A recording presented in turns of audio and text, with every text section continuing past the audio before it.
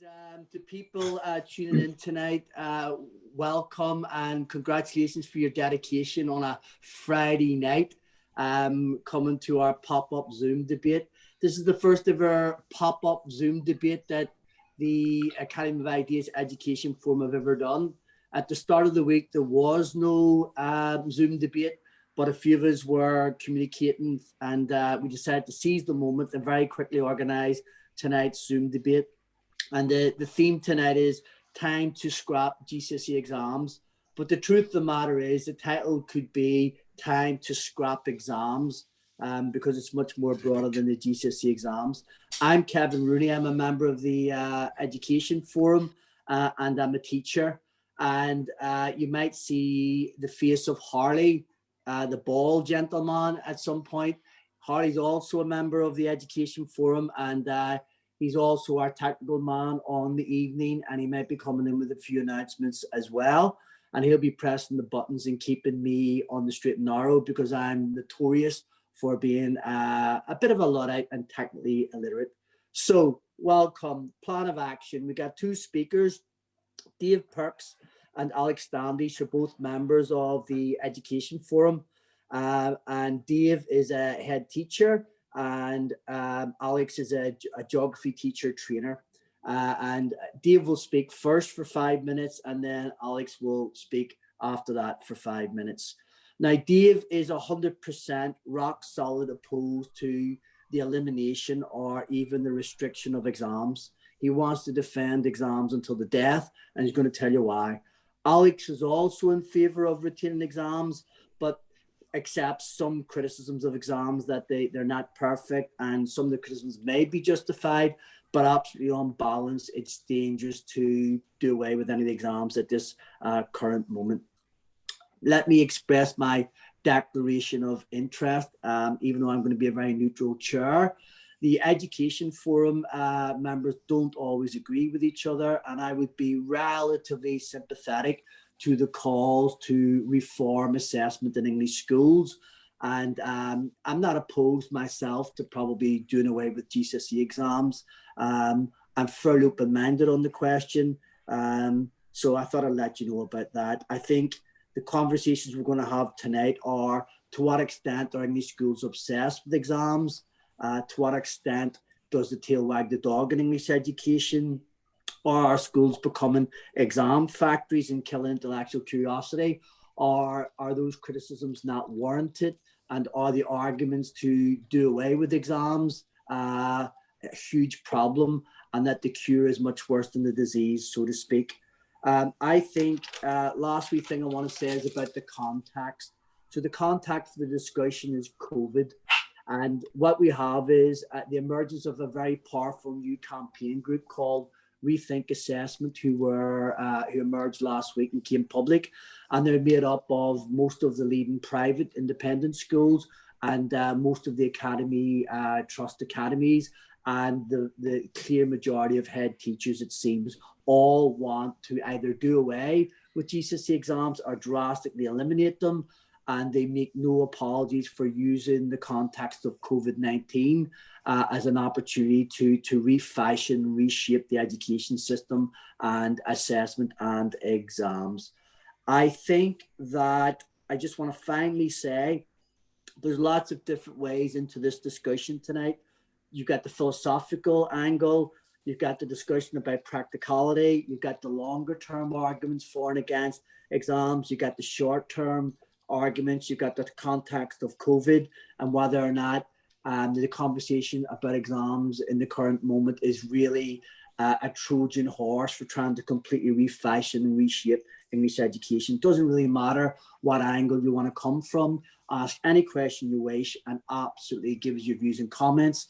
And we will finish the whole conversation debate by about 8:20. At very, very latest, we might go on to 8:30. That's all I've got to say. Dave's going to go first, followed by Alex. But can I just check, Harley, do you want to come in with any little points of information about the technical bits or anything else? Yeah, just a couple of things. Let me just put myself on screen, if it'll let me. Okay, so hopefully people can hear me and see me. So yeah, Kevin mentioned this is a pop-up debate. It's our first pop-up debate. We've done lots of Zoom debates since lockdown started. In the days before lockdown, when the Education Forum met face-to-face rather than on a screen, after a heated debate, we'd head down the pub after our events to carry on the discussion, and from time to time people might feel moved to buy the organisers a pint. So the Zoom events like this one are free to attend, but they do cost money to run. We're volunteers at the Education Forum, but the staff in the AOI office who make everything happen behind the scenes haven't been furloughed. They've kept going throughout lockdown. They're hosting events every week. So if you would like to help the Academy keep its work going, or even if you just fancy putting the price of a pint or two our way, that would be greatly appreciated. And I'll just put a link to the donation form up in the chat in a second.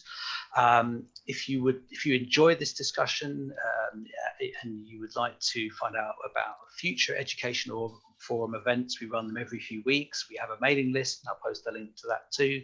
And lastly, this is being recorded to go up on the Academy website, but we do want people to feel that they can speak as openly and as honestly as possible.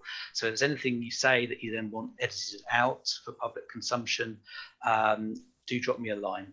That's back to Kevin. Okay, thanks, Harry. And without further ado, Dave, let's hear your thoughts, please.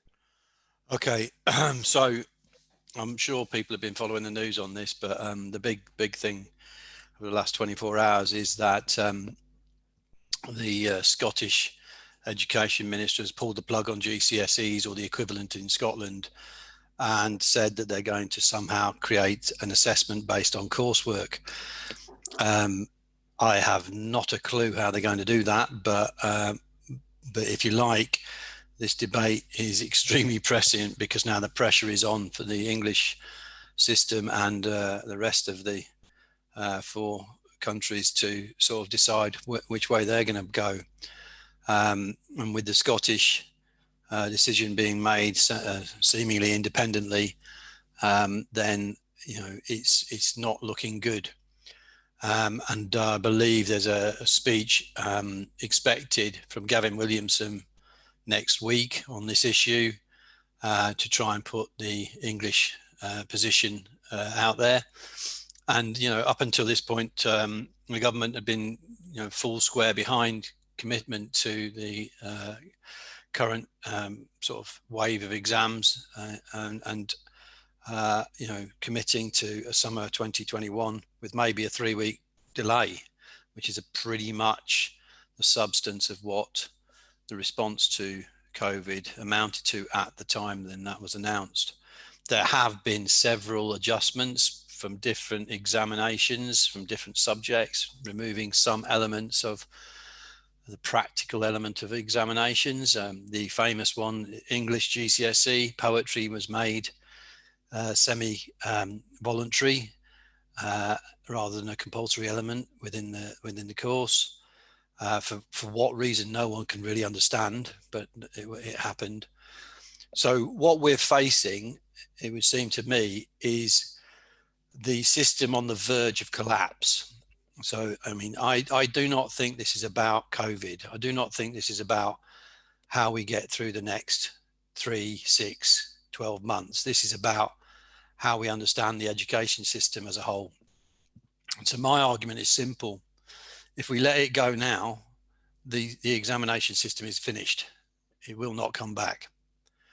And, whatever your reservations about the current nature of the examination system, if we lose it, we kind of lose the only mechanism we have got that gives any fairness for children facing judgment on a public level, whether that be at 16 or 18. And if we lose that, I really dread to think what mess we will be in. The politicization of education has always been something that people I've known have argued against. Well, this one is going to open it right up and we will be in an absolutely dire situation. I have always known that if Labour had won the last election, we would have lost this argument there and then immediately.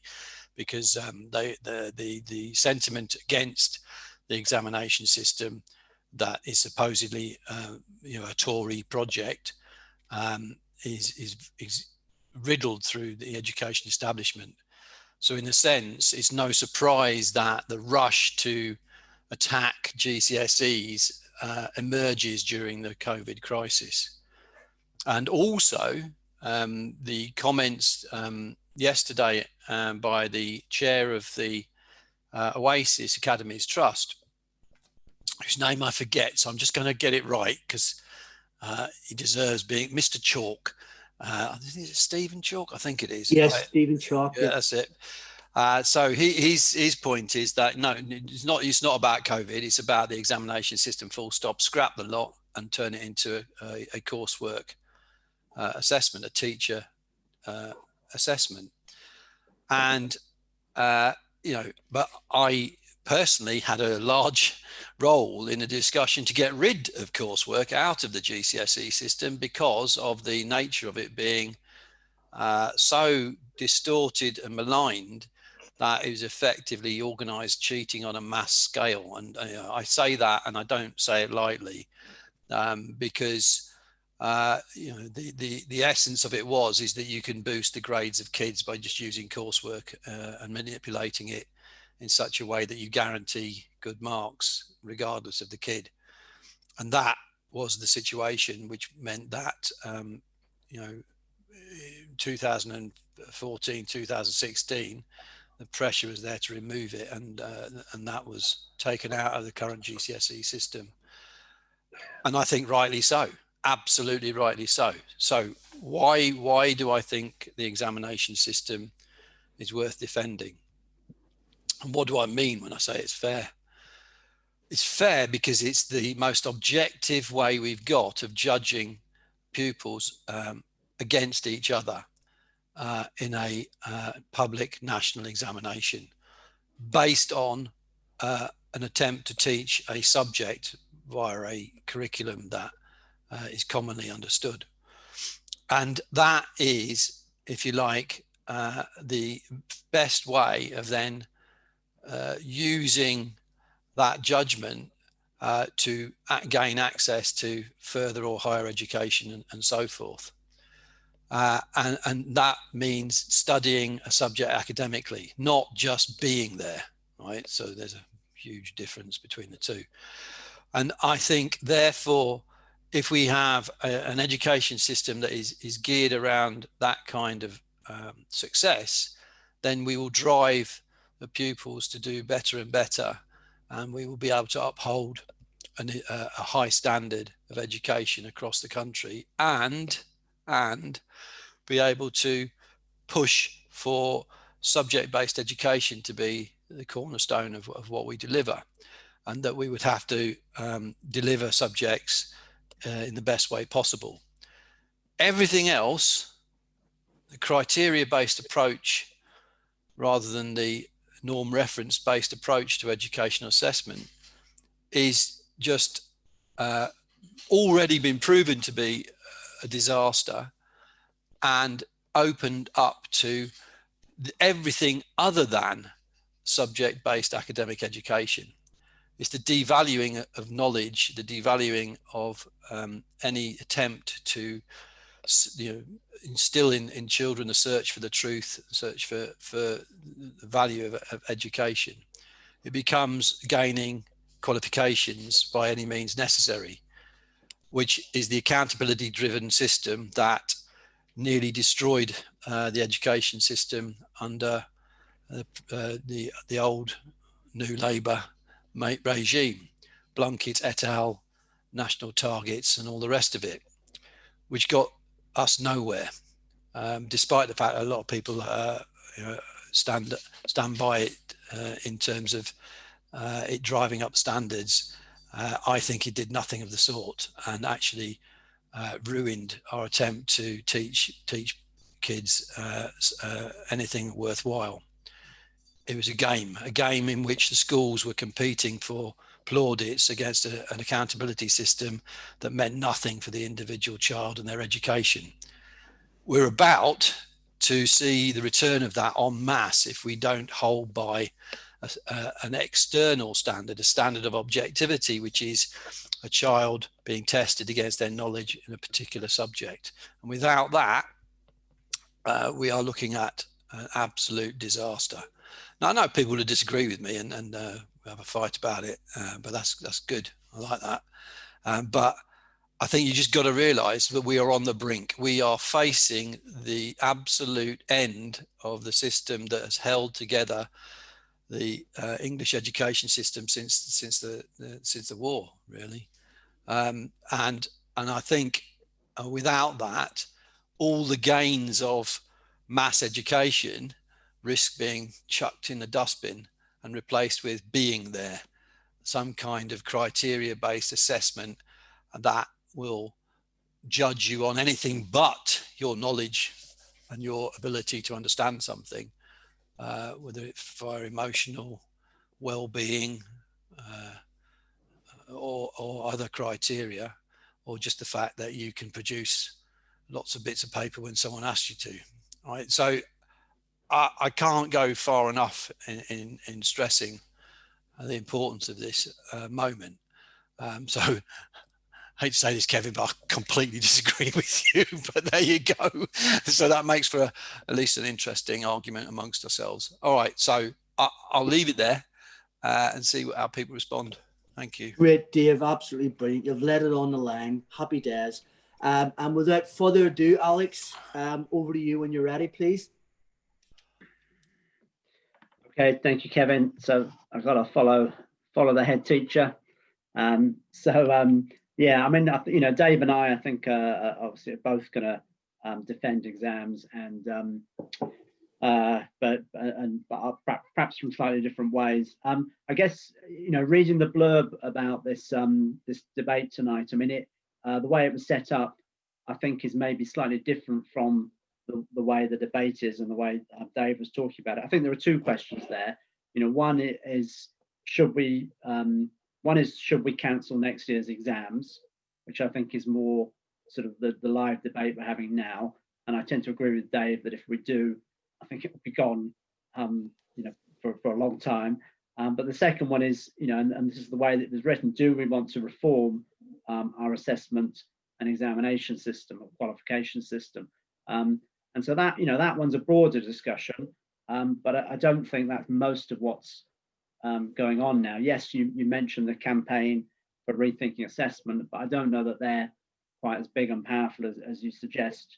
You know, that second question, should we reform our exam system, is something that I think is a more open discussion. And I think, you know, we recognise there have been that perhaps GCSEs, O-levels GCSEs were set up at a time when there was children were leaving school at 16, and obviously now it's 18. So, you know, I think there is a potential discussion to have there. But anyway, I think that's, you know, maybe we'll come to that later on this evening. But let me come back to what I think is the main discussion here, which is, should we cancel next year's exams? So I'm going to argue no. But let me start off by saying that I think I agree with what was said in the blurb, that schools place too much emphasis on exams, and so I'm going to argue that I think they're being used in the wrong way. I think if we make a distinction between exams being used to measure schools and teachers and making judgments on the performance of schools and teachers versus exams being used to make judgments on pupils, and I think they should be used for the latter. That's what they were created for, and we're misusing them when we apply them to schools and teachers, and we make them more important because the schools and the teachers know they're being judged on them, and that leads them down a path where they tend to take more responsibility for making sure those children do well. As Gert Biester says in his great book, Good Education in an Age of Measurement, in this performativity culture, means become ends in themselves, so that the targets and indicators of quality become mistaken for quality itself. So, you know, exams have become, teaching to the test, exams have become the thing that schools are most interested in, instead of broader educational aims. And because of this, as I said, I think that leads to teaching to the test, coaching, just, doing whatever you can to get those children, to a higher grade. And in a previous era, or previous decade, I should say, this was termed professional cheating by Douglas Holly. Yet today, this is the norm in all schools. So yes, if that's something needs to change, but I'd say it's more that we need to change the way in which exams are used, not to get rid of them. So I got 3 points as to why I think exams are important, and we should retain them. So one is because they are a culmination of learning. Exams provide students with a focus and an endpoint to work towards, and as such, that all of us know what it's like to work under pressure when we have a deadline to work towards. We've all been through exams, and that pressure can be a creative process. It focuses your attention, it focuses your time, and it's something to work towards. And I think, also related to that, that's a life lesson. That's something we as young people have to learn as they grow up, to work under pressure, to work to a deadline, and to perform on a particular day. So I think in that sense, they're useful. And that sort of leads me into my second point, which is I think they teach young people to take responsibility for their own success. And, exams are a stepping stone to higher education, to training.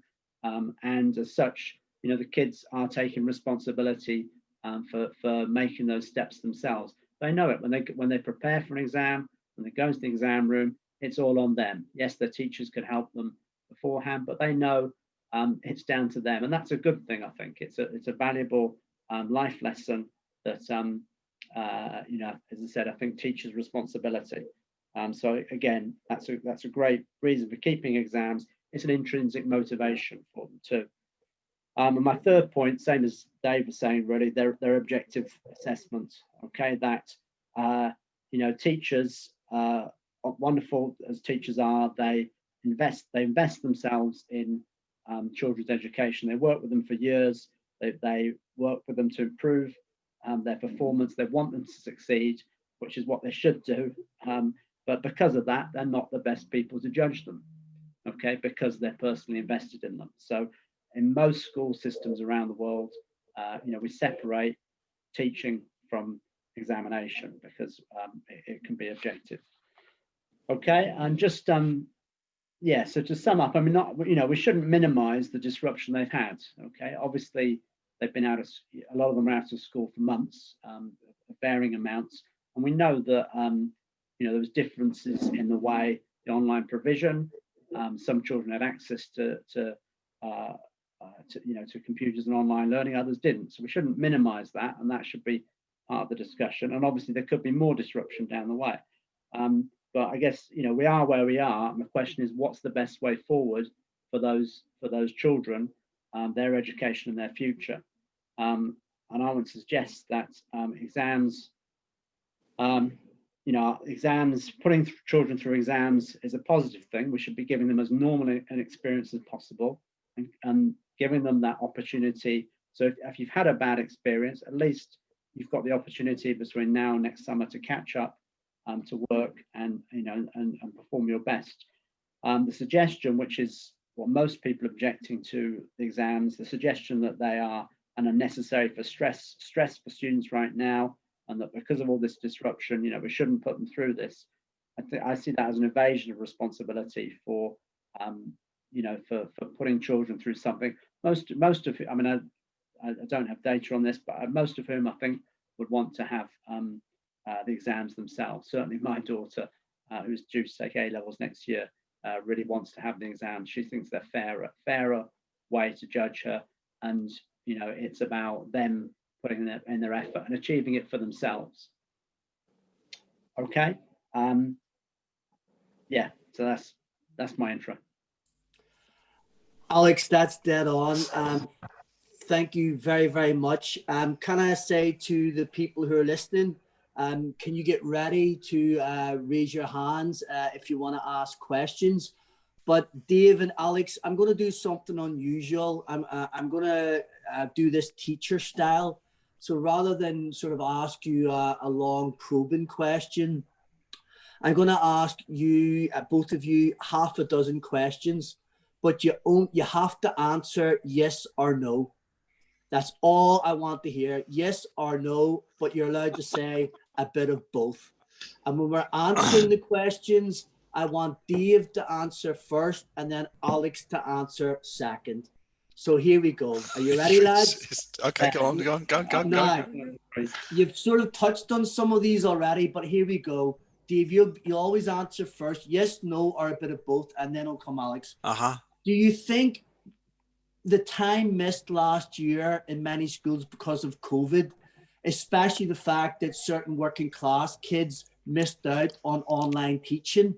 And also, as Steve Chalk said yesterday on Radio 4 Today program, the fact that the majority of his 50 schools have already had year groups of year 11 and year 13 dropping out, missing. Get weeks. on with it, Kevin. Come on. So the question is, do you think it's fair to have the exams in the summer if kids miss time? Yes. Alex? Yes. Second question, Kenneth Baker introduced GCSEs. He says they no longer make sense today. Do you agree? No. Alex? No, but there's some, happy to have some discussion on that. Good, we'll get the discussion. Question 3, do you trust teachers to assess students? No. Dave? No. Alex? They're not the best people to assess students, no. So you don't trust them. Great. 4, is it sensible to have high stakes exam at age 16 and again at age 18? Yes. Alex? In the current system, yes. 5th question, do you accept that many schools have become little more than exam factories in the last decade? That would depend on whether they're any good at it. I want a yes or no or a bit of both. I don't even know I can answer your question. Fine. Alex? There are a lot of exam factories out there, yes. Great. Last question. Do we need to rethink the way we assess pupils? Dave? No. Alex? No, but I'm open to talking about when we assess them, and but that's tied, I think, to bigger changes in the curriculum. Brilliant. Okay, so I'm about to take people who want to ask questions, but just while I find the people who want to ask questions, if there's any hands showing, Harley's going to help me. Yeah. Dave, so if people want to participate, if they've got something to say, a question, a comment, an objection, whatever it might be, you need to find the participants button, which will probably be down the bottom of your screen, but it might be somewhere else. And it's then at the top of select mine, rain so hands. It could be either. Sorry? It's at the top of mine, so it can be either. So look around for the participants button. Then once you've selected that, you'll find there's an option to raise your hand. And then if you do that, then Kevin will be able to see you're ready to speak. So. Thank you, Harley. We've got almost an hour for question, comments, debate. But Dave, you were busting to elaborate when I wouldn't let you go beyond the yes or no. Do you want to quickly elaborate on any of those answers to the question? I can't remember exactly what the questions were. They're so quick. But I think you're throwing stuff at me. It was exam factories. You hesitated. Oh, exam factories. Oh, right. I mean, the exam factories thing, is a bogus thing, right? Because I think schools manipulate the system enough to then not be an exam factory, but a grade factory, an assessment criteria factory. So, dare I say this? I'm going to say it. Some very large academy chains constrain their curriculum in order to maximize the outcome against the assessment as judged, schools are judged by, like Progress 8, etc., etc. And so they limit the amount of subjects kids can do. They maximize the time on the ones that are more valuable because you get twice as much for maths and English. And so therefore they're playing a big game. So if that's what you mean, the answer is absolutely yes. On the other hand, if you mean, are schools trying to get kids the best results by teaching them effectively in subjects, then, well, I would love to think that was the case. And I know a few schools are trying their best, but very few are giving kids the option to do subjects that would take them somewhere different. Brilliant. I like to think we do. So there you go. Thanks, Dave. That was interesting. And do you want a quick slight elaboration of any point before I go to our first question, Alex? Yeah, I mean, I think on the, you know, when they're assessed. I mean,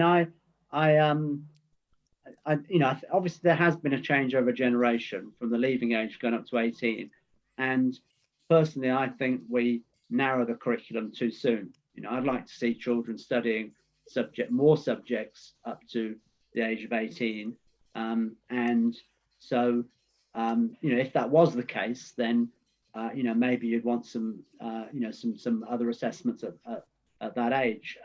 But the problem is now, so I think there's, you know, there could be a discussion about reform, but you know, that's not the discussion I think going on right now. I think people are trying to tear down GCSEs and as linked to the national curriculum and tear down exams because they think they're too much for kids to handle. But you know, if you took away GCSEs now, then all you'd have with the only proper qualifications you'd have would be A levels or vocational qualifications, and so you'd lose that broad base of assessment qualifications that GCSE gives you. Because right now GCSEs matter. You go out into the world, you know, to an employer, to a university, and you know, they look at your GCSEs. They count for something in society, and so it would be a bad idea to take them away now.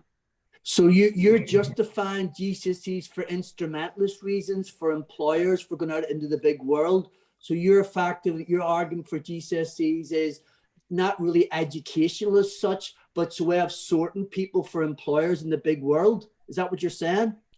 I think they have more than one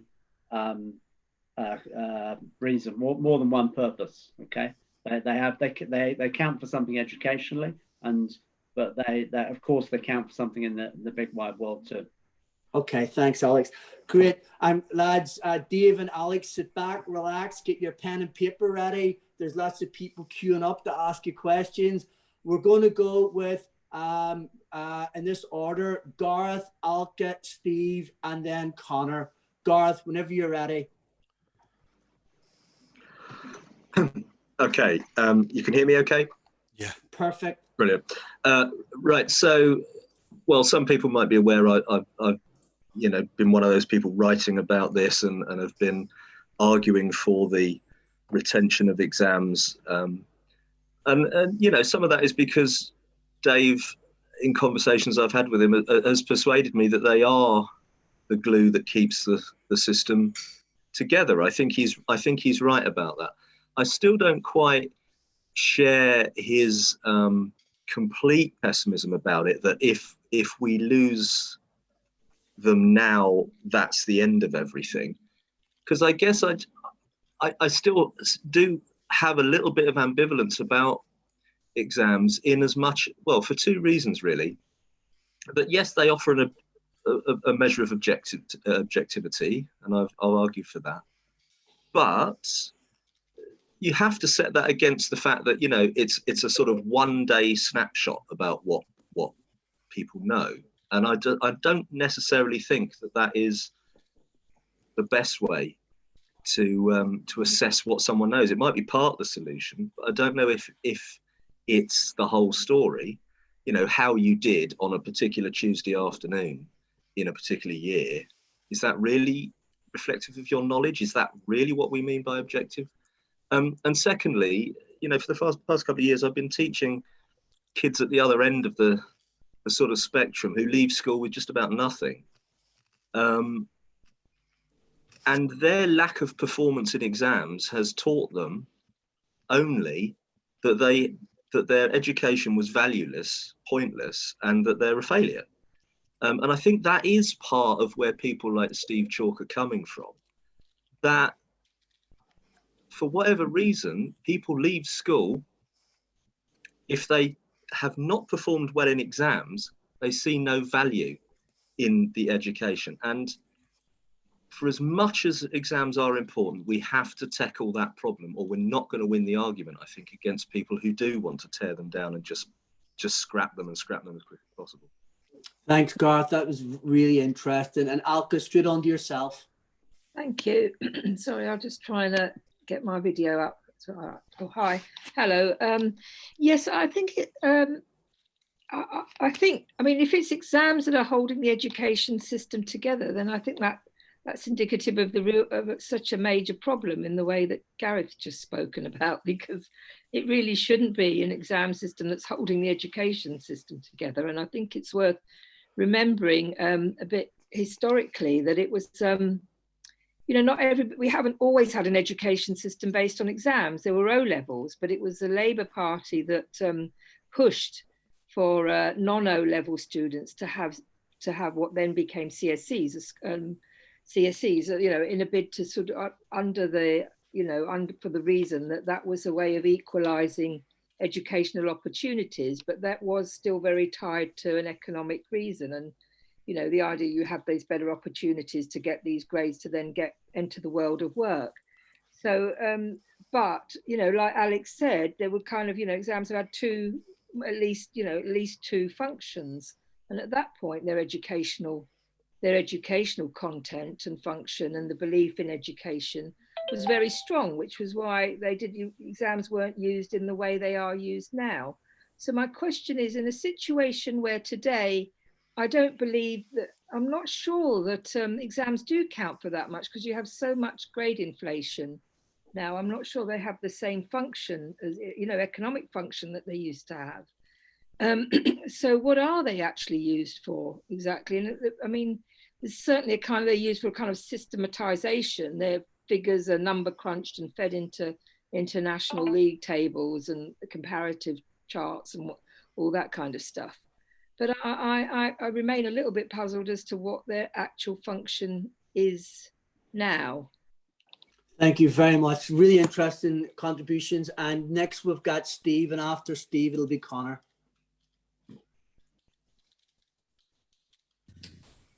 Hang on, I need to unmute myself. Can you hear me? Yes. Hear you loud and clear. I was muted before. There's the punchline to an old joke is that I wouldn't start from here. What I mean by that is that I'm fairly sympathetic to the idea that exams are perhaps the least bad way we've got of assessing what we currently assess. We've talked about the various limitations and weaknesses of them, which I agree with, but other systems have weaknesses that are at least as serious.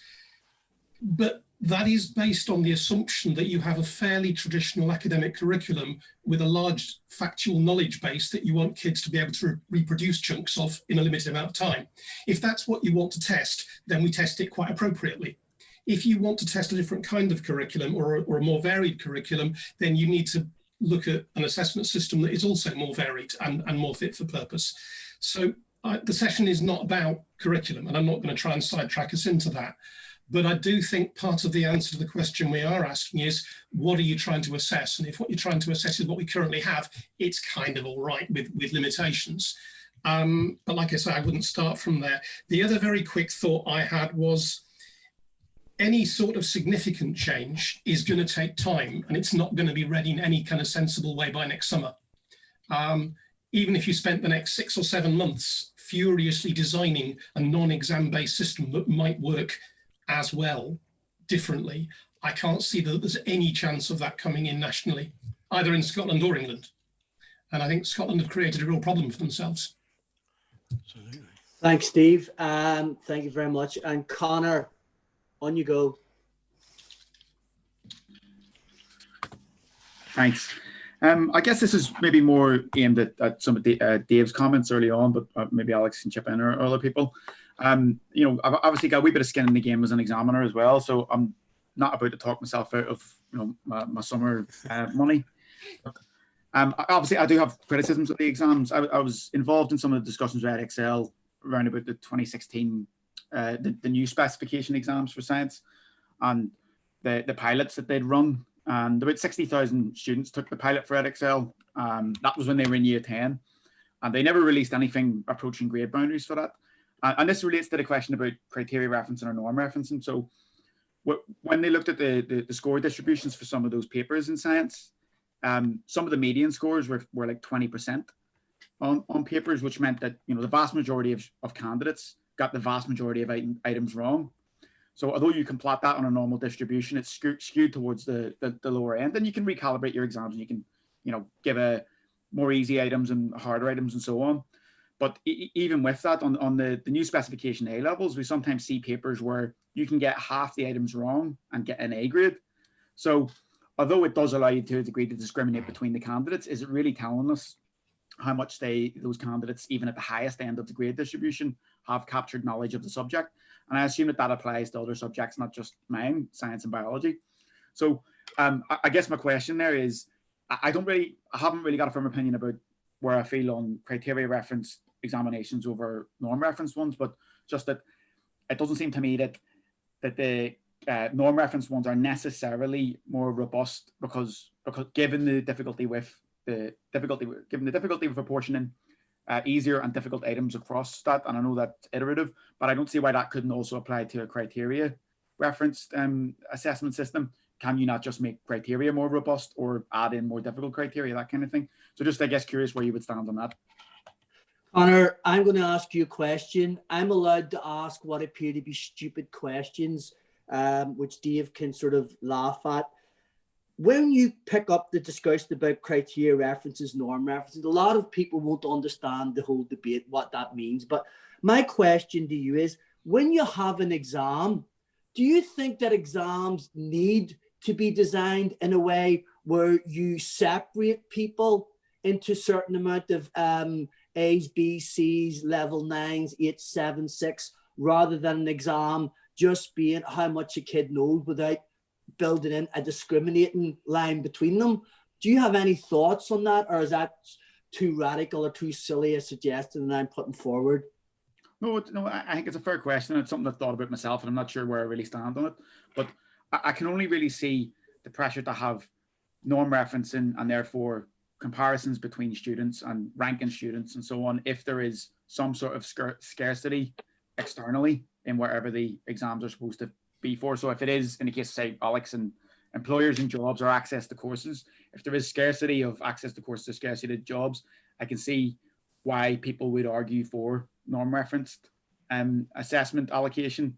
But then I would be against, I would critique a society that has that degree of scarcity, because then it impacts on the way that we rank students. And I'm not sure I'm 100% comfortable with that, but I do understand why it happens. I've got you. Brilliant. And Alex and Dave, you can pick up whatever you want, but can I be honest? I'm particularly interested in something Alka said, Dave, which is if exams are the only thing that's holding the education system together, we're up shit creek without a paddle, effectively.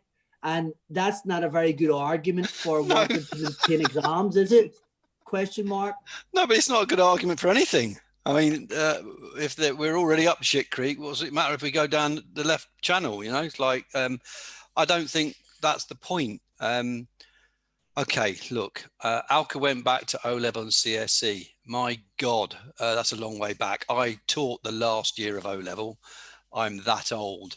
And that was O-level electronics, which is even more rare. Anyway, in Newcastle upon Tyne of all places. However,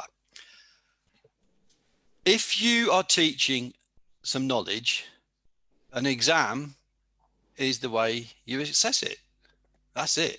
It's chalk and cheese. It's like not chalk and cheese. Sorry, it's bread and butter. They go together. You can't separate them, right? Yeah. You can't separate them, and therefore that is just a sort of a misunderstanding, right? As far as I'm concerned, in what we're doing as teachers. If we're not teaching them something, then you can do what you like, right?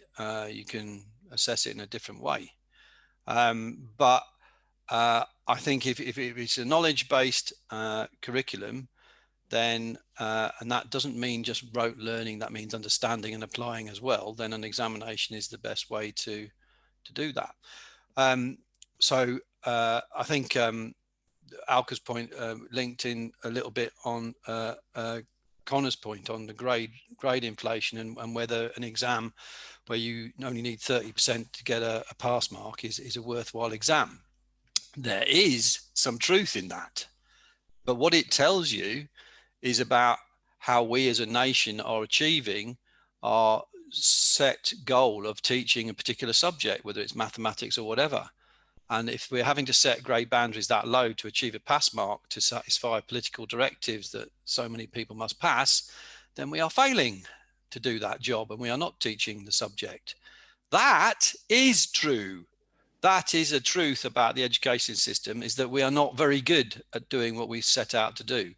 And so the argument for me is that we should be improving teaching in all schools to lift the capacity of kids to do better in the subjects that we value. It's not even the side subjects. These are the core subjects, and we can't do it. We have kind of admitted failure by doing that. And I think that is the sort of unwritten truth, the sort of hidden truth amongst it.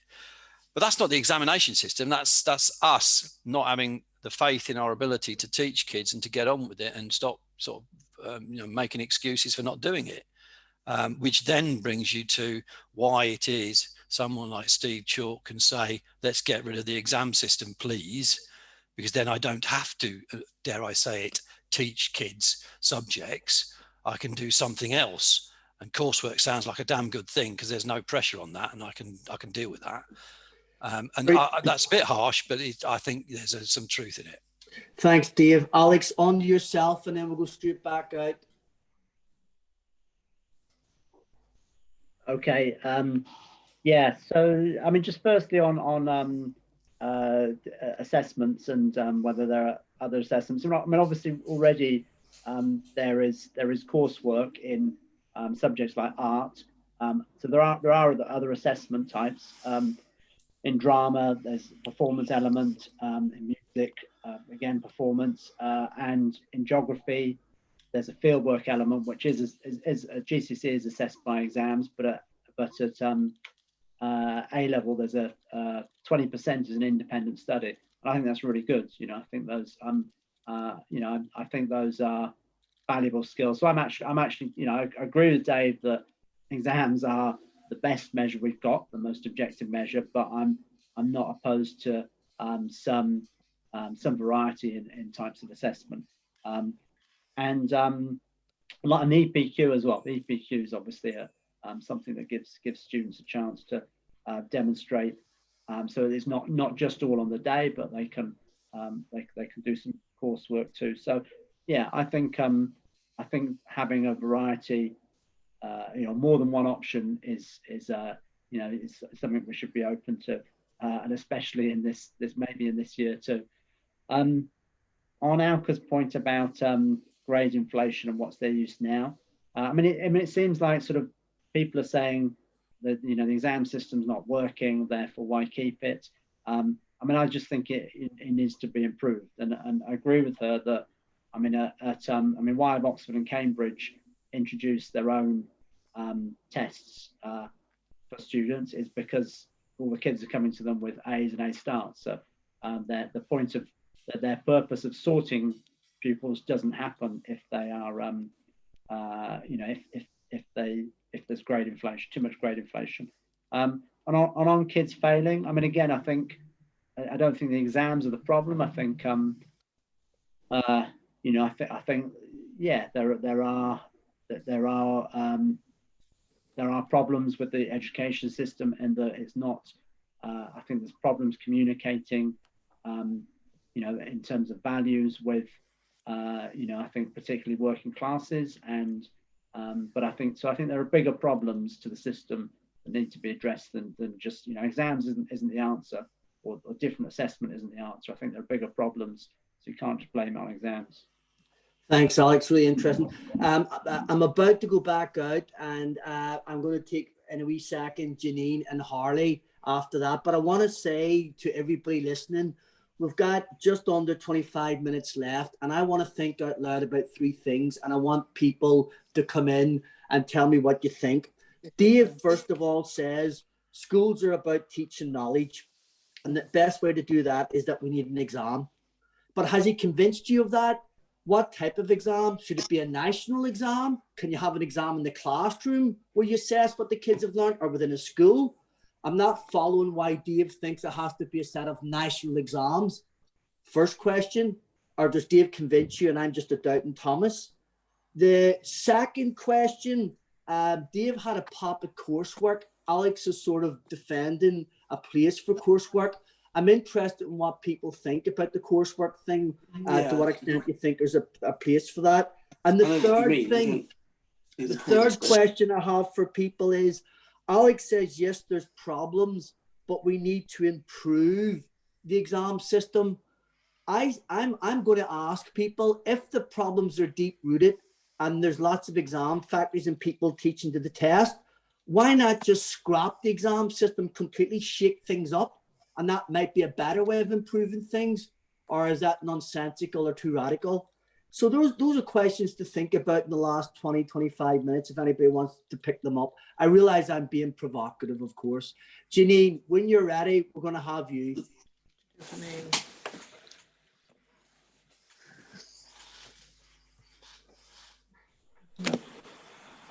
Okay.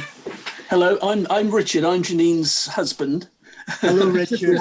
We're watching this together, and it was something that was touched on earlier: the extension of education to age 18. I suppose, given I'm probably older than most of you people there, I have, I suppose, some very old-fashioned attitudes, and one is, why on earth do we keep children who are failing or who are just plain non-academic at school beyond the age of 16? And also, to the extent that the people on this call have lived through that change, I think. What can you say to convince me that that has actually been something that's been good for our country, that's actually produced people at 18 who are better people or more useful people in the workplace than if they'd left school at 16? And just one idea which Jan has added to that and asked me to put in is, would there be a benefit in taking those people out of education for the years 16 to 18 and then bring them back to complete their education, when they're at least older and maybe more mature? Yep, get that completely. An interesting question. Thanks very much. Stephen, we're on to Harley, then it'll be Alka, and after Alka, it's going to be Alison. Hi. Well, I don't want to make Dave feel like an old man, but I was in the last year of students studying O-levels. So actually, we felt sorry. I remember really strongly at the time, we felt sorry for those who were going to have to, in the year below, who were going to have to do GCSEs, because coursework seemed like such a nebulous and disconnected thing.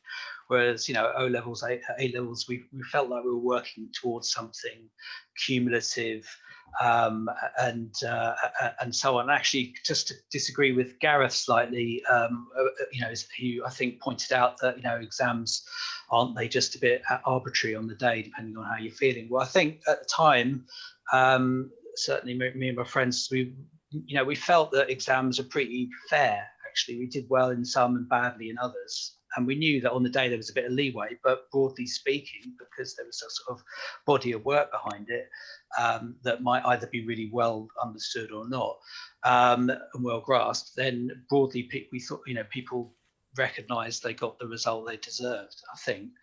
But anyway, just to go back a bit further in history, Dave mentioned objectivity and the importance of external standards, and that was what exam provides for him. Now, I've been reading recently about a lady called Frances Mary Buss. She was the first headmistress, that's what she called herself, the first one to do that. She set up North London Collegiate School in Camden back in 1850 to give girls a liberal, like a broad education rather than a domestic education, which was the norm at the time. And this was at a time when people thought education full stop was just too stressful for girls. It would actually make them ill. And there was all these scientific reports claiming to talk about the damage that it would do to people's health, to girls' health.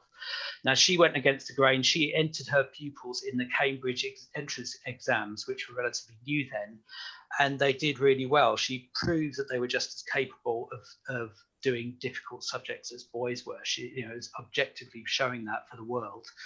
But also actually at the same time discovered that in some respects they weren't as strong as she thought, and maths was a bit of a disaster. But then that just made her go away and think, right, next year we're going to get that sorted. And so they did. And this was a key moment in the history of education of girls, and it opened the doors which, you know, through which many others went. But today, you know, you get people talking about, you know, the stress of exams, or even school in general, that, you know, it's just damaging to children and their mental health and so on. And any attempt to talk about an objective standard will generally get you laughed at. So I think we've lost that sense that an objective standard is possible. And then just another, you know, what I think's taken the place of that is, or partly is, you know, this belief you look at what the effort the child puts in. And it's interesting, I've just been reading this book, hopefully you can see it, The Moral Education by the sociologist Emil Durkheim, written in 1925.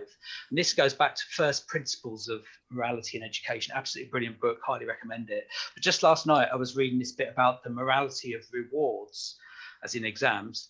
And he says rewards should be for intellectual achievements. No one in their right mind would reward effort. That's an immoral thing to do. And it's, but, you know, the teacher, it's something between the teachers and the kids. They recognize, they'll know that the kid has put the effort in, and they'll recognize that, and the kid will understand that. But to formalize it is immoral. And he says, were there a price tag on good behaviors, such as, you know, making an effort in exams, they would promptly acquire a degrading commercial air. So do people think that's true or not? Thanks, Harley. And Alka, yourself when you're ready. Okay, thank you. Thank you. Just on Mr. North, is it, or Janine's husband, I think made a very good point. I think there's a desperate call for good vocational education in Britain, but the problem is that a good vocational education system will rely on there being like good industry and good businesses out there who exist, which is a bit dodgy in England, and have a sense of what they, you know, of their educational responsibility, and that clearly we're just like so far away from that in Britain that it's hard to see. So I don't think vocational education can't just be the whole preserve of education. It's got to be in alliance and close conjunction with businesses and industries, which just as I said isn't there yet. There's one thing though on the you know, the therapeutic kind of critique of exams.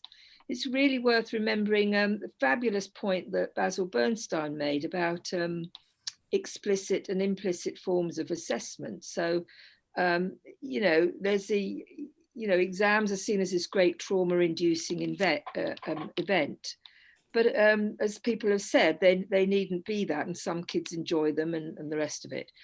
But if you then go against that, what you have the implicit forms of assessment, which I'm not saying implicit is necessarily coursework. You know, I'm very much for mixed forms of assessment.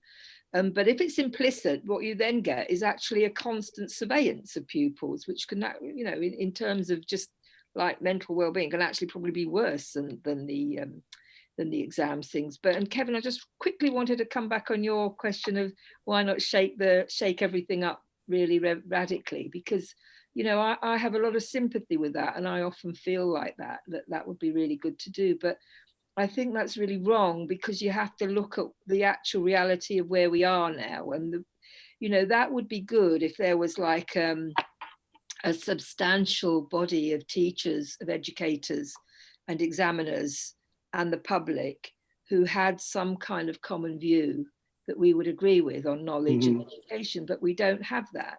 So, the actual real state, the material reality, if you like, on the ground in education is that it's very, very mixed. It's been decentralized for decades. It's very arbitrary, it's very differential across the place. So, and the cultural trends are not in our favor, they're quite negative ones. So if you were to shake things up, I mean, this is where I do agree with Dave, that it's not great that it's the exam system that's holding it together, but in as much as it is, then, giving it all up now, giving that little hinge up now, I don't think will create a productive flourishing. I think it will create the opposite. Interesting. Guys, let me explain the plan of action. It's a little bit after 5 past, I think, coming near 10 past, I think. So this is what I'm going to do. I'm going to take Alison in to make her points, and then I'm going to go to Dave and Alex to pick up whatever they want. And then I'm going to go out for the last time, and I'll start with Steve and anybody else who wants to say anything. And can I really encourage you, there's no such thing as a stupid question. You're allowed to think out loud. I'm not putting any pressure on a friend of mine who's been very quiet, who I know is a huge fan of coursework. And it would be nice if he chipped in, because he's got a lot of interesting things to say. But just to tip everybody the nod, that when we go back to the 2 speakers, when we come back out, that'll be the last time. So if you want to say anything, please do. Dave, would you like to pick up anything that's been said by anybody? Oh, sorry, forgive me, my mistake. Did I say Alison first? Apologies, Alison. Tell us what you're going to say, and then we'll go back to the 2 speakers. Apologies. Thank you very much. Well, I work for the Centre for Personalised Education, and we support alternative education in all of its forms. It's a passion of ours that we think that there should be a range of ways of getting qualifications, a range of different qualifications that are suitable to the different aptitudes of children. We're not fulfilling our duty in law to educate children to their age, ability and aptitude if we're putting them all through a system that's going to fail some of them and not measure their particular skills and aptitudes. And we're putting them through this inevitable failure. There are children that I see every day that are never going to get GCSEs, but are forced to sit them at school and just come out with a waste of time, as was hinted at earlier. The other aspect is that we always have to remember those private candidates, in particular the home educated children, those home educated children who have been absolutely systematically discriminated against this year. There's a massive campaign to try and get some justice for those kids who've done all of that work, who deserve a qualification as well. So in any system that we look at in the future, we have to make sure it's accessible to all walks of life and people that are both in school and not in school. Thank you. Thanks, Alison. Thanks very much. Dave, Alex, over to you lads to pick up what you want, and then we'll go back out to the audience for last time. I kind of want to sort of have a go at Gareth's thing about kids who aren't going to do very well in exams, because obviously, that will, pull at people a bit and think, well, isn't that unfair? They're just going to get told they're a waste of time. But that depends on how you address it, right? So actually, you won't believe this after all I've been saying, but I don't think exams are the be all and end all of education either. So the point is that you educate, not that you assess. And if you educate, even if a child ends up with a grade 1, 2 or 3 at GCSE, but you did them the respect and honour of teaching them the subject, then they may not get the qualification, but you've still educated them. And you know what? They'll understand that and respect it. And maybe at a later stage, as I think one of our speakers said, at a later stage, they can come back to it. If you don't educate them because you think they're never going to get it, so you say, I won't educate you, I will not put you in for a GCSE, I will not teach you those subjects, then there's not a chance. You've written it off and not even bothered to do the right thing by the kids. Then I am totally against that. So for me, it's about the fact that, one, we educate kids in the subjects that we think are important, the education we think is important, first and foremost. And then the assessment is a way in which we judge our success. And sometimes with kids, you can't do that. Sometimes there are kids who will not succeed at that moment, at that time, but you still try and give them respect of teaching them and giving them access to that knowledge. And what they do with it, in a sense, is up to them. Obviously, you try your best with them. So I think that's really important. It makes it's a different thing. It's a different thing. And unfortunately, a lot of schools don't do that. They categorize the kids at an early stage and don't bother with them and put them in a different route, pathway, whatever you want to call it. And they don't get access to that knowledge. And I think that is absolutely appalling. But Dave, are you saying that you can't take a young person and inculcate in them an intellectual curiosity and love of a subject unless you put them through an exam at the end? No, because the point is, right, you teach them, number one. That's the first thing, right? That's the starting point. You teach all of them. Then you assess them to give them at least the respect of saying, this is how much you know, on a public judgment. And I don't think it came across maybe, but it's a public judgment of that child at that moment under those conditions. And that means something, even if it's a bad score. It tells them, I've got work to do. I've got to think about what I am, how I am, and the effort and so on. I think Alex described some of the stuff that goes with examinations really well. And that helps them. That judgment helps them. It means they understand who they are. If we lie and say, pat them on the head and say, give them a piece of paper that says, here's a qualification in diddly squat nothing, you've done really well. That is not a judgment. That is a dismissal and a cynical attempt to avoid telling them how well they're doing, and it doesn't go well, right? So I think the whole thing about CSEs is everybody knew, because I can remember, everybody knew that they were failed attempts to create a vocational qualification that didn't count for diddly squat, and employers didn't like them either, right? So it doesn't matter. If you have a standard, a national standard, it's a good thing.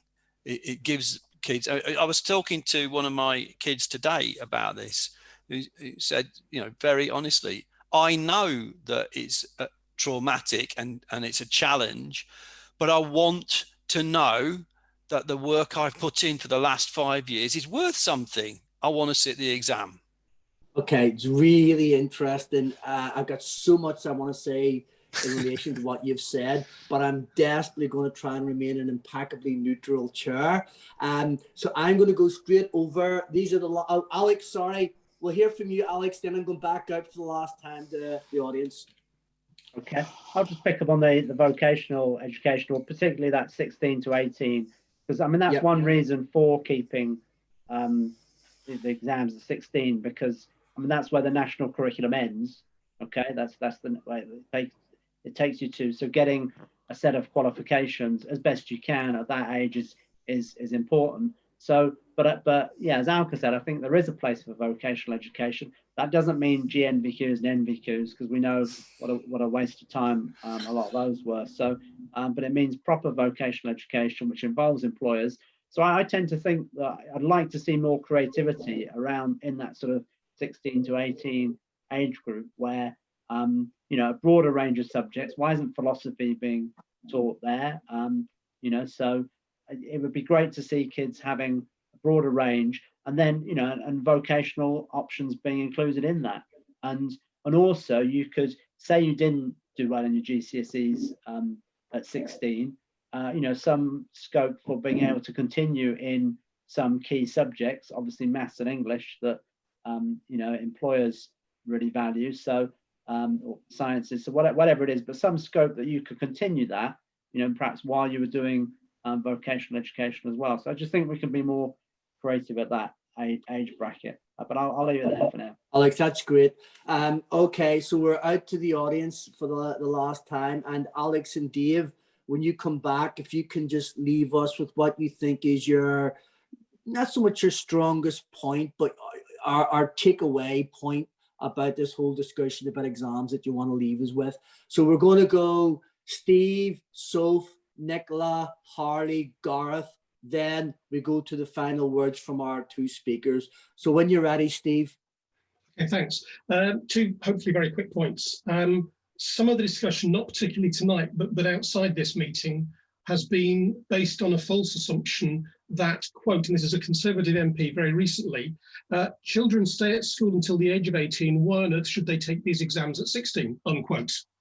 Now, I suspect she's auditioning for Gavin Williamson's job, because that's the only thing I've heard a Conservative politician say about education that's more clueless than some of the things that he's said. Fewer than half of children stay in school sixth forms. Oh, I'm sorry, I shouldn't say children, I should say young people. It's a hugely important break point. More go on to FE colleges and sixth form colleges than stay in school sixth forms. And then there's apprenticeship and all the other options. So I'm hoping, I'm really pleased that no one's actually taken this line here tonight, because it would be a mistake. There's a huge break point at 16. You need some way of knowing what young people have achieved up to that point, whether it's GCSEs as they are, or a different version of GCSEs, or something else, or a combination of different things, kind of maybe matters less in some ways, but you need something. You can't just scrap the whole lot. The other thing very, very quickly that I wanted to say was I'm really glad a couple of people have recognised the diversity of the system post-16, including the diversity of assessment, which at its best is a system that maybe schools could learn from as well. Thanks, Steve. Thank you very much. And Soph, over to yourself. Hi, it's actually Chris. And I can't get the video working, I'm afraid. Sorry about that. Don't worry, mate. Okay. The point I wanted to make, really, I think what I've noticed over the last few years is quite a high degree of homogenization in the way in which a variety of different subjects are taught. And I suspect that the emphasis on exams across the whole curriculum has led to a situation where lots of different subjects are taught in the same way because the criteria of assessment is the same. And my thinking is that we lose an awful lot of richness across the whole curriculum through this. If exams were replaced by coursework on maths, we'd have the same problem, only with lots of other problems piled up on top of that. I think we need to try to bring back subject-specific knowledge and more sort of autonomy within each subject as a separate discipline, so that we start to engender more richness, more of a sense of learning in so many different ways, and that we should take from that, we should take the unique value of each subject, lead that into different styles of teaching, and then that should be what leads to the assessment of what form of assessment is preferable. Really interesting, Chris. Really interesting. We should have more time now to come back on that, actually. I think we're on to, yes, Nicola, you'll be next, then Harley, and we'll finish with Gareth before we go to our two speakers. You're ready, Nicola? Thanks, Kevin. Can you hear me? It's clear as a bell. Brilliant. I wanted to say something about coursework, but can I just pick up on what Chris was saying about the subject knowledge and the uniqueness of the subjects? Yes, sure. And actually, it does link into my point about coursework. As a geography teacher myself, one of the things that I'm absolutely in arms about is the loss of the fieldwork element that we should have in this year's exams and aren't having. Yet the exam board have seen, or sorry, Ofqual have seen fit to keep the unseen fieldwork parts.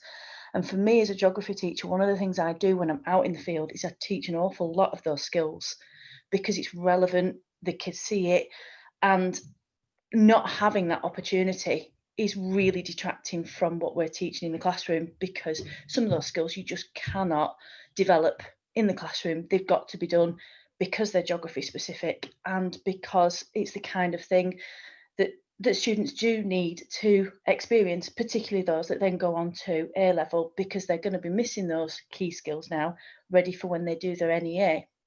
And with that, my argument is that I do feel coursework still has its place with particular subjects.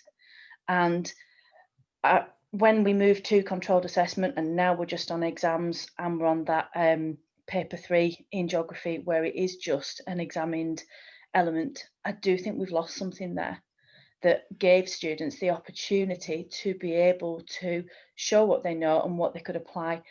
And yes, I appreciate why a lot of coursework went, but I do feel that the argument is there, particularly for humanities subjects like my own, where you got that breadth of knowledge, that breadth of understanding that you didn't necessarily get to take through to the exam. And what I do feel is that I've become more of an exam churner as the narrowing of how I can teach my subject has occurred, rather than being able to teach it simply for the passion of teaching geography, which is what somebody referred to in the chat earlier on. Because ask me anything about geography when I'm in the zone for teaching that particular kind of topic, and I can wax lyrical for ages. But when I'm being really narrow about it, ready for these exams, it does detract from it. And because there is so much content that we've got to get through, we're in a position where we are losing that passion, because it becomes, right, today you are learning X, Y, Z, and tomorrow you will have to learn A, B, C.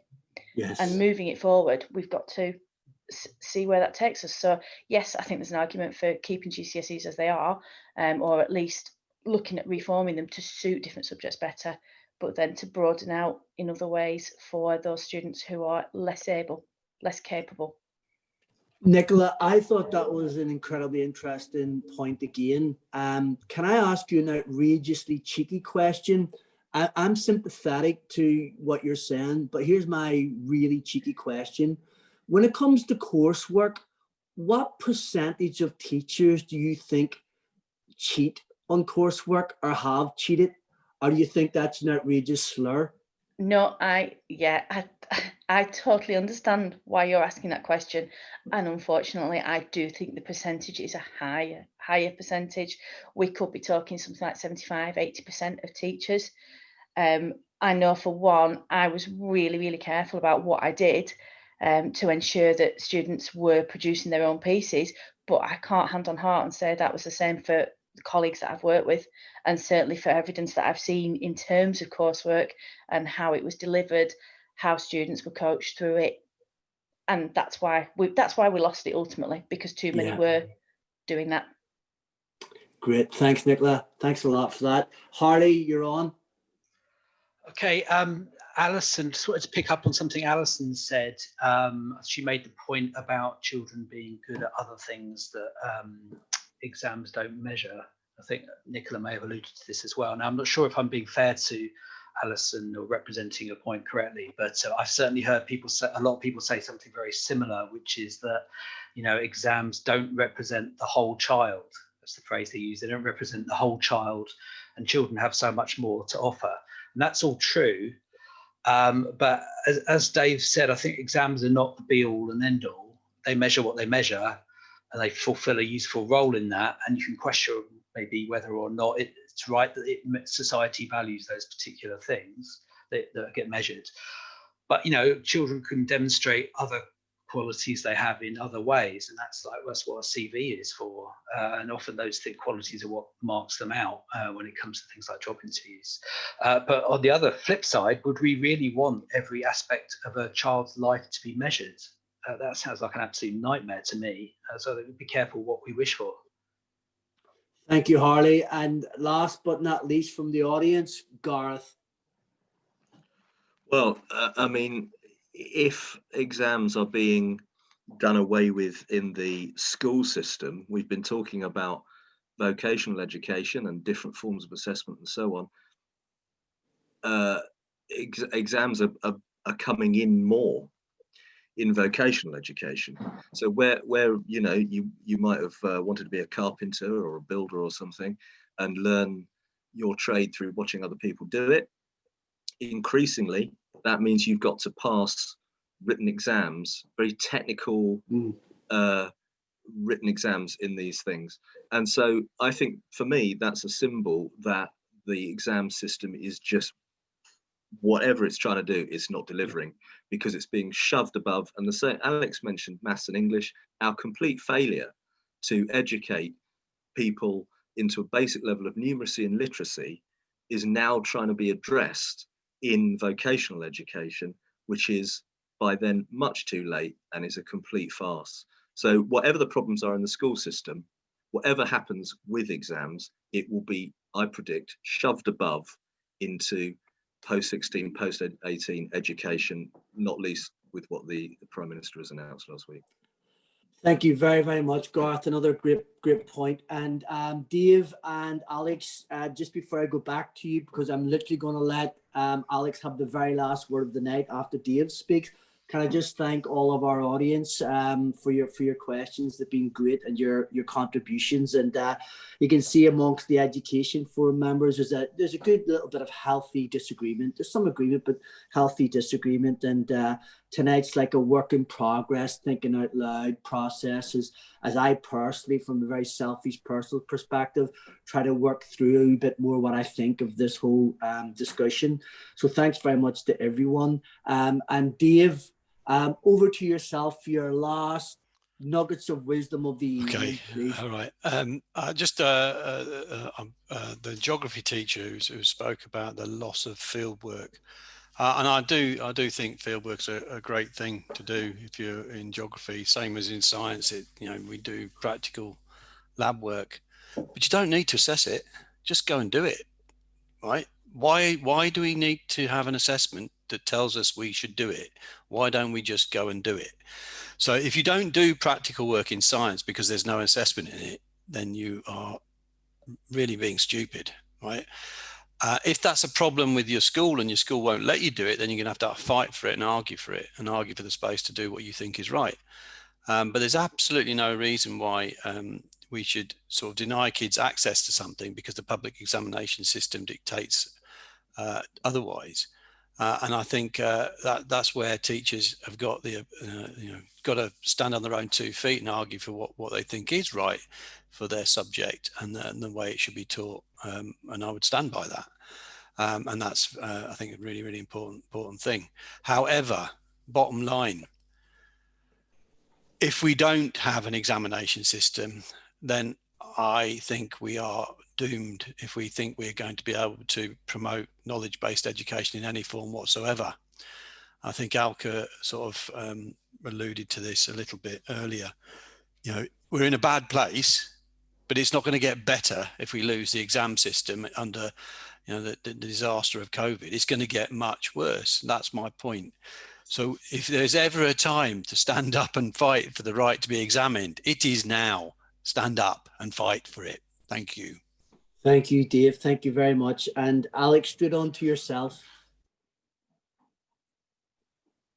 Okay, yeah, you beat me to the geography coursework. I was going to make the same point, and it's not, and it's still going to be. I believe there's still some.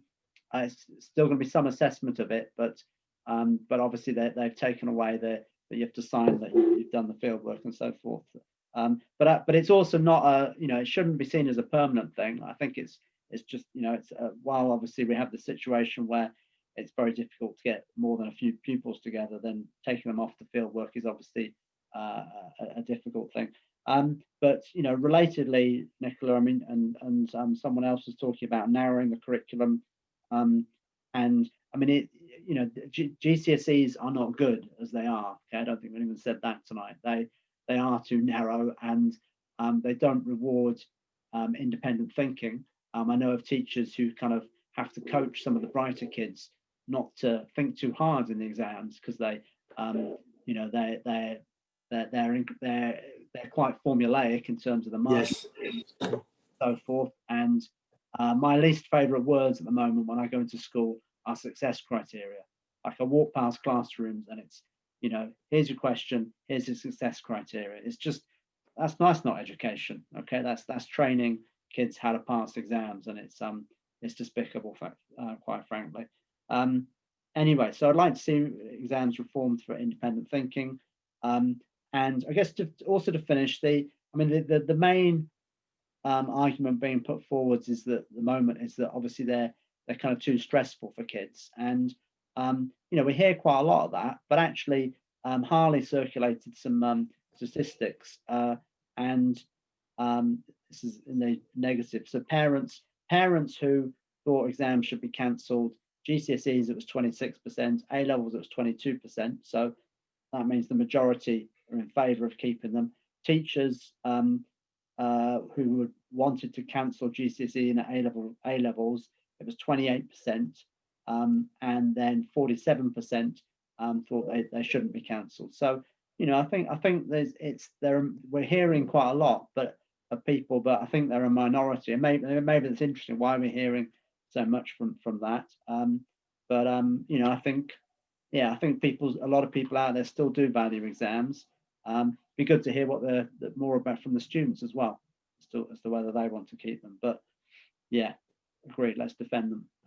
Alex, thank you very much. And Alex and Dave, thanks for giving up your time, lads, and making the effort to give us your thoughts and provoking a really interesting discussion. I'm very selfishly taking lots of notes for myself, and I've got 3 full pages of good points from you and Dave, and also from the speakers. I'm about to wish you a really good night and a good weekend, guys. But before I do, I'm going to pass over to Harley, who's the man behind the scenes, who keeps me on the straight and narrow and all of his, and he might have a couple of the announcements or whatever. So Harley, you get the last word on the night. Only just to remind everybody that if they've enjoyed the discussion, please do sign up or go to the Academy of Ideas website and click on the big colourful donate button and put a figure of your choosing into the box there and press send. It'd be much appreciated. Thanks, everyone. Thanks, guys. Have a good night. I'm off for a nice glass of red wine on my Friday night. So have a lovely evening, guys, and all the best. And thanks for coming.